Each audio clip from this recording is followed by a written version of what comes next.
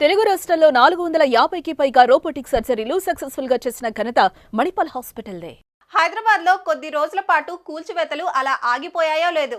తాజాగా మైలార్దేవ్పల్లిలోని లక్ష్మిగూడలో ఫుట్పాత్లను ఆక్రమించి చేపట్టిన నిర్మాణాలను కూల్చివేశారు జీహెచ్ఎంసీ అధికారులు.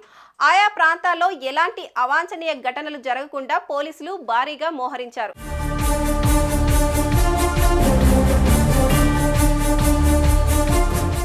ఫుట్పాత్ ఉన్నది నడవడానికి, ఇలా అక్రమ నిర్మాణాలు చేపట్టడానికి కాదని అన్నారు జీహెచ్ఎంసీ అధికారులు. ఇదిలా ఉంటే కూలుస్తున్నామని తమకు కనీసం ఇన్ఫర్మేషన్ కూడా ఇవ్వలేదంటూ బాధితులు గత ప్రభుత్వాలు ఎప్పుడు ఇలా చేయలేదని, ఇప్పుడే ఇలా జరిగిందన్నారు. ఇలా చేస్తే బతుకుదెరువు ఎలాగో చెప్పాలన్నారు.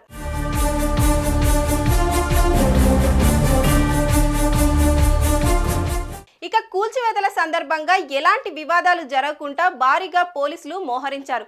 దీంతో ఆయా ప్రాంతాల్లో హైటెన్షన్ వాతావరణం నెలకొంది. కానీ పోలీసులు భారీగా మోహరించడంతో ప్రశ్నించేందుకు ఎవరూ ముందుకు రాలేదు.